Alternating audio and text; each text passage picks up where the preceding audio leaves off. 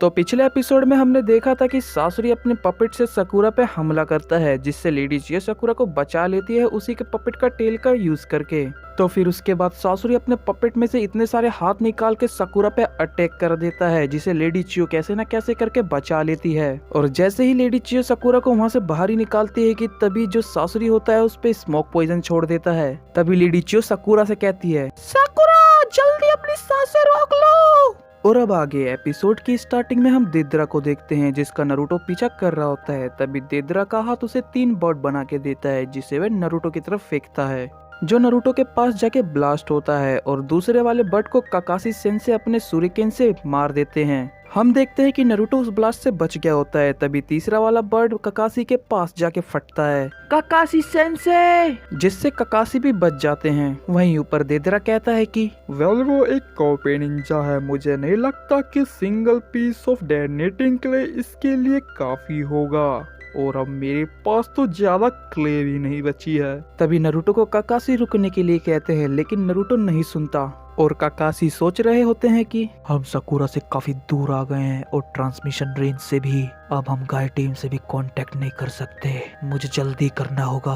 फिर हम गाय को देखते हैं जो अपने क्लोन से लड़ रहे होते हैं और वह थोड़ा थक भी गए होते हैं, लेकिन फिर भी वह अपने क्लोन से लड़ रहे होते हैं। फिर हम नेजी को भी देखते हैं जो अपने क्लोन से लड़ रहा होता है और वह तभी बोलता है कि आखिर हमें क्या करना चाहिए। और इधर टेंटेन भी अपने क्लोन से लड़के थक चुकी होती है। फिर हम ली को देखते हैं जो अपना लीफ हरिकेन मारता है क्लोन से, लेकिन वो बच जाता है और ली भी काफी थक गया होता है। फिर हम सासुरी को देखते हैं जो बोलता है, ऐसा कोई तरीका नहीं कि ये लड़की मेरे पॉइजन से बच जाए। और अंदर हम सकुरा को देखते हैं जो अपने आप से बोल रही होती है कि मैं ठीक हूँ, मुझे इसे इनहेल नहीं करना है। तभी सासुरी उस पपेट के हाथों में से कुछ निकालता है, जिसे देखकर लेडी चियो सकुरा को अपनी तरफ खींचने की कोशिश करती है, लेकिन वह नहीं खींच पाती क्योंकि सासुरी ने सकुरा को रस्सियों से पकड़ लिया होता है और लेडी चियो कुछ भी नहीं कर पाती है। और वहीं सकुरा ज्यादा देर तक सांस नहीं रोक सकती थी। लेडी चियो कहती है, यानी तुम इस लड़की को नहीं छोड़ोगे हैं? अरे दादी अब कोई फायदा नहीं, इस पॉइजन को सूंघ भी लिया तो मर जाओगे।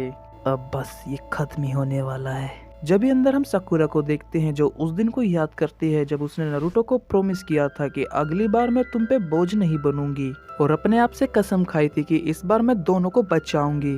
और सकुरा बोलती है कि मैं यहाँ नहीं मर सकती।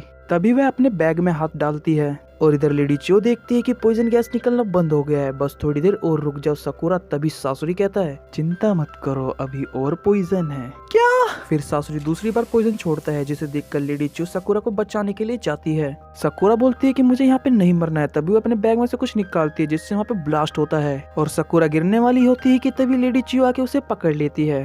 लेडी चियो देखती है कि सकुरा सांस नहीं ले रही होती है, तभी उसके पीठ पे मारती है जिससे सकुरा होश में आ जाती है। सकुरा क्या तुम ठीक हो? मेरे से बात करो। हाँ मैं ठीक हूँ। इसने पेपर बॉम्ब का यूज किया गैस को डिसिपियर करने के लिए। सकुरा सासुरी से कहती है, तुम सुन रहे हो? मैं तुम्हारे पास जरूर आऊंगी, चाहे तुम कुछ भी कर लो। तुम्हें मुझे ओरोचिमारू के बारे में सब कुछ बताना होगा, समझ गए? ये सब बकवासें सुन के सासुरी कुनाई से हमला कर देता है जो सकुरा को जाके लगने वाला ही होता है कि तभी सीन शिफ्ट हो जाता है, जहां हम बाहर देदरा को देखते हैं जो कहता है, मुझे वो जिंजुरी की चाहिए, ये कॉपी निंजा तो मेरा सर दर्द बना हुआ है, मुझे कोई ना कोई तरीका तो ढूंढना होगा इन्हें अलग करने का। फिर उसके बाद देदरा अपने हाथों में स्पाइडर बनाता है जिसे वह नीचे फेंक देता है और जैसे ही काकाशी सेंसे उसके पास आते हैं तो वो ब्लास्ट हो जाता है, जिसे देखकर नरूटो घबरा जाता है, लेकिन काकाशी सेंसे उससे बच जाते हैं। फिर नरूटो खुश होता है और काकाशी को समझ आ जाता है कि ये पक्का मुझे नरूटो से अलग करना चाहता है कि ताकि वह नरूटो से अकेला लड़ सके। लगता है अब मुझे इन दोनों के साथ एक ही साथ लड़ना होगा और मेरे पास ज्यादा क्ले भी नहीं बची है। अगर मुझे पता होता कि ये होने वाला है तो मैं अपने साथ एक्स्ट्रा क्ले लेके आता। चलो छोड़ो, वैसे भी मेरे पास अभी मेरा ट्रम्प कार्ड तो है ही। फिर अंदर हम सकुरा को देखते हैं जिसे लेडी चियो ने बचा ली होती है और वह कहती हैं, क्या तुम में बिल्कुल मैनर्स नहीं है कि लड़कियों के साथ कैसा बिहेव करना चाहिए? ओह अच्छा, आप इन्हें साथ लाई हो। लेडी चियो बताती है कि तुम्हें याद है ना, ये तुम्हारा पहला पपेट है जो तुमने बनाया था तुम्हारे फादर और मदर। सासुरी कहता है कि मैंने इस पपेट को बनाया है तो मैं इसके बारे में सब कुछ जानता हूँ।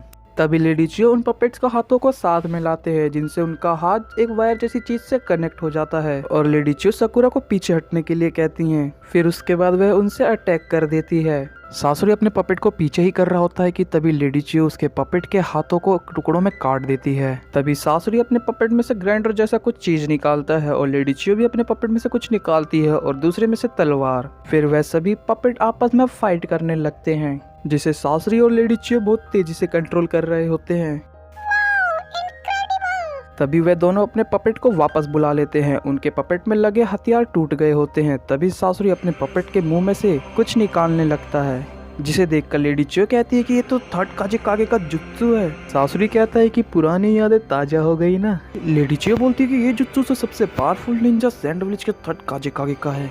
और सासुरी भी कहता है कि ये जुत्सु सबसे पावरफुल निंजा थर्ड काजे का है, जिसे सैंड विलेज में सब जानते हैं। अब मैं आपको मिट्टी में मिला दूंगा। साकुरा पूछती है क्या है। लेडी चियो बताती है कि ये सैंड विलेज के हिस्ट्री का मोस्ट टेरिफाइंग वेपन है, ये आयरन सैंड है। और ये एपिसोड यहीं पे एंड हो जाता है।